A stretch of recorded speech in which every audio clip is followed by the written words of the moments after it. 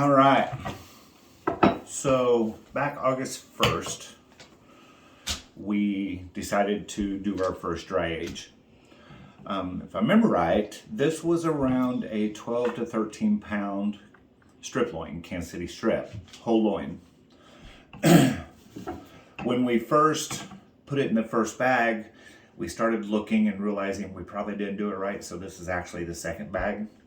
You never touch the meat. You can't do it meat that's been cut and packaged from a grocery store. You have to do it when it's in its vacuum sealed bag from the meat processor, whoever that may be. So watching the videos, you can tell this became a membrane and it pretty much sucked up to the meat. Not all the way around, but most of it. This was a umai, whoever. And this little piece right here at the seal is called a vac mouse. This little piece is what makes this work. Not for sure everything about it, but I do know that this allows moisture to escape and air to come in, which keeps it to where this black form around it causes it to become tender. It encases it, and then the meat inside is tender. Now, I should have looked at more videos before I bought this, because most people who do this, they buy the thicker cuts. And this one was probably about this much thicker than what it is now.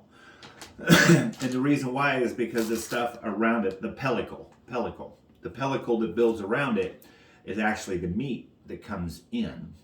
So probably only going to have, if that much, actual tender meat on the inside. May not have any.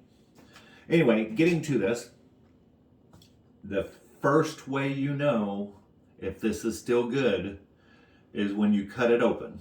If you cut it open, if it smells rotten, it's rotten.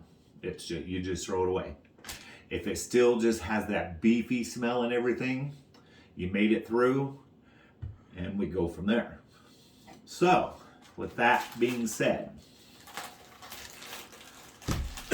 this is either going to be me throwing up, or it's going to be like, all right, here we go. And if you know anything about me and smells, yeah.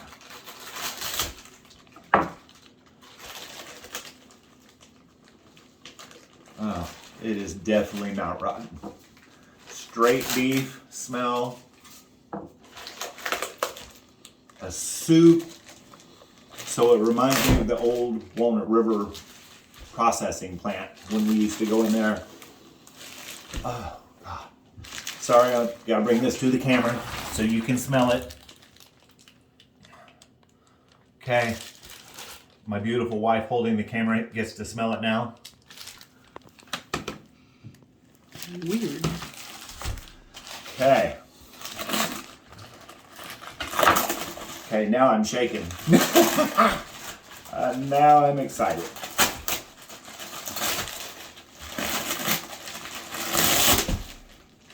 I'm super excited.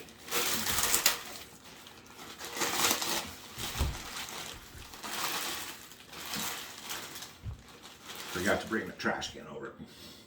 So you put it in for up to as many days you want. I've watched videos where people did it for 125 days.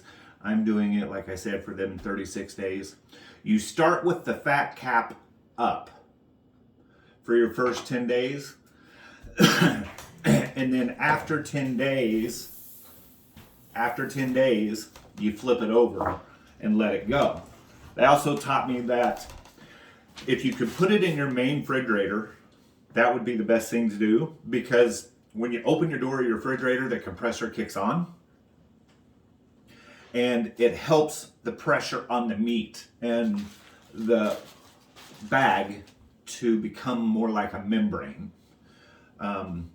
We didn't have room in this one. They was very specific about not putting it in your beer cooler.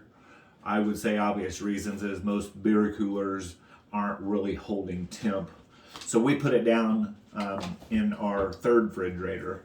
And I did my best to open it at least once a day. Of course, there was days that I missed, but there was multiple days that I opened it 20 times. So with that,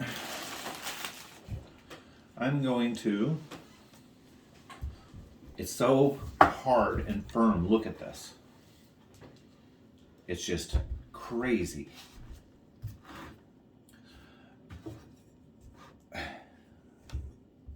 Okay, here we go.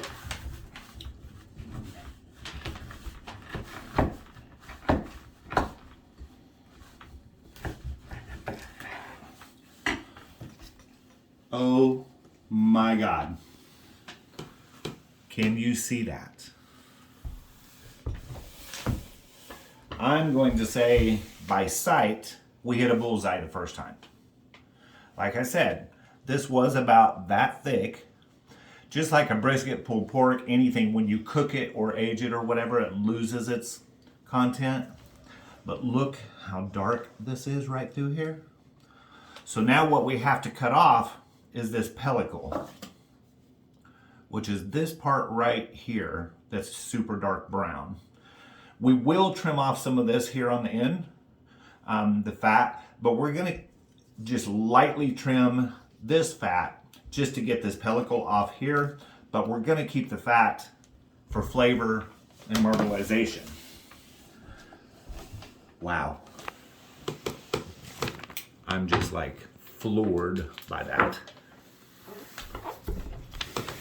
So, I'm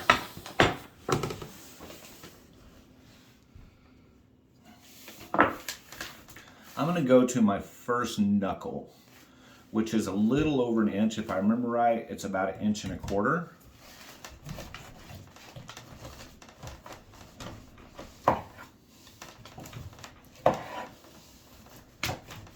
And we may need to cut them thicker because by the time we trim it down and everything, but look at this. I could poke my thumb through that. It is so soft. Wow. All right, so I'm gonna pause this for a minute and we'll be back. All right, so I've been trimming these down. It's gonna take some practice to do this right.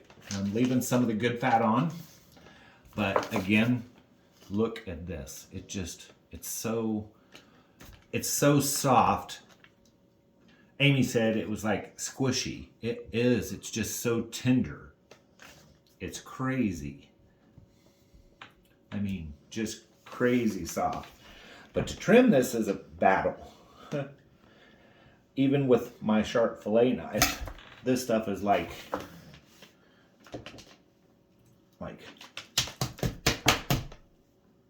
the pellicle. So it just takes me time. The first slice I kind of got into the meat too much and lost a few good chunks of bites.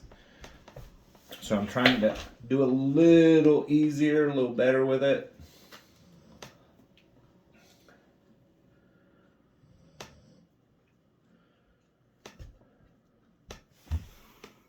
And working through it.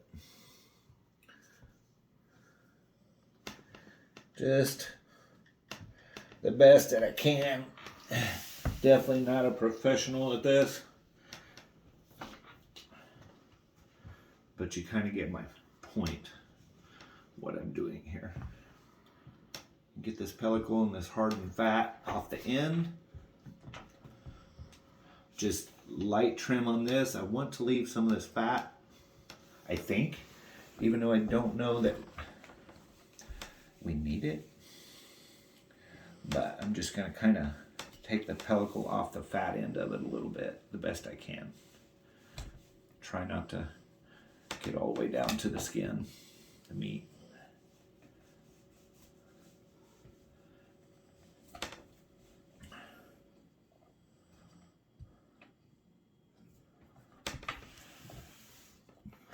Will I do this again? If it tastes as good as it smells, we'll be starting one pretty quick.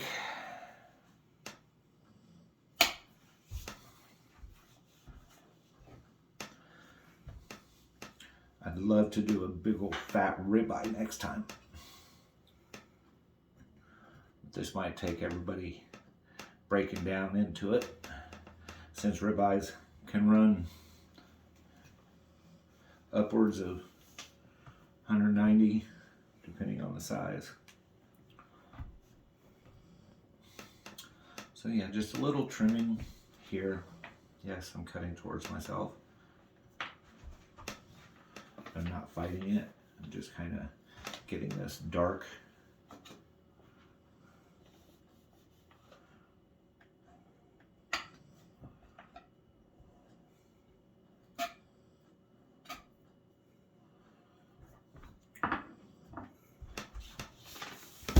So something like that.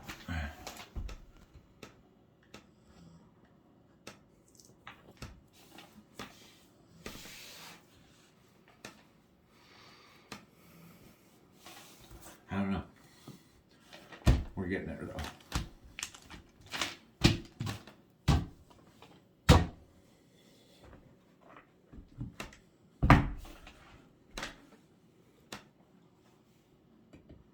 Here.